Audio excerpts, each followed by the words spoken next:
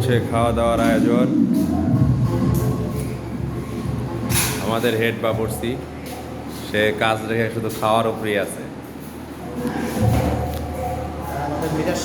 আমাদের বাবুর্চির হেল্পার, সে কাটাকুটির উপরে আছে।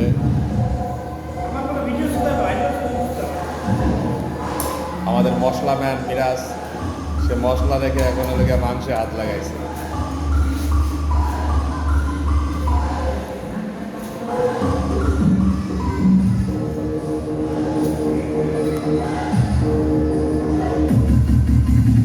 বাইরে সাংস্কৃতিক অনুষ্ঠান চলতেছে। আমাদের বেশ কিছু ছেলেপেলে মারামারি করতে দূরে গেছে।